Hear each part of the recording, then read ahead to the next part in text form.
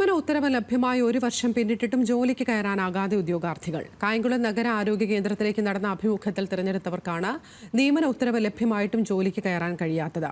ആരോഗ്യ കേന്ദ്രങ്ങളിലെ നിയമനങ്ങളിൽ വന്ന മാറ്റമാണ് പ്രതീക്ഷയർപ്പിച്ചിരുന്ന ഉദ്യോഗാർത്ഥികൾക്ക് തിരിച്ചടിയായത്.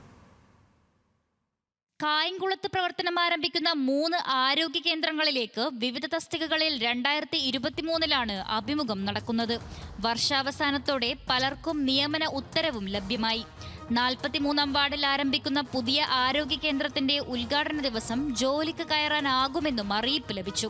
എന്നാൽ ഉദ്ഘാടന ദിവസമാണ് കായംകുളം സ്വദേശി ഷെഫ്ന അടക്കമുള്ള ഉദ്യോഗാർത്ഥികൾ തങ്ങൾക്ക് ജോലിയില്ല എന്ന വിവരം അറിയുന്നത്.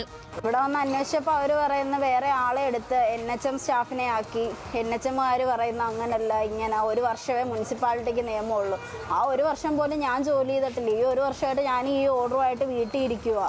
നാഷണൽ ഹെൽത്ത് മിഷൻ വഴി ആരോഗ്യ കേന്ദ്രത്തിൽ നിയമനം നടത്തണമെന്ന പുതിയ ഉത്തരവാണ് തിരിച്ചടിയായത്. അതേസമയം കഴിഞ്ഞ വർഷം പ്രവർത്തനം ആരംഭിച്ച ആരോഗ്യ കേന്ദ്രങ്ങളിൽ നിയമന ഉത്തരവ് ലഭിച്ചവർ ജോലിയിൽ 1 വർഷം പൂർത്തിയാക്കുകയും ചെയ്തു. നഗരസഭയുടെ അനാസ്ഥയാണ് ഇത്തരമൊരവസ്ഥയ്ക്ക് കാരണമായതെന്നാണ് ഉദ്യോഗാർത്ഥികളുടെ ആരോപണം. ന്യൂസ് മലയാളം, ആലപ്പുഴ.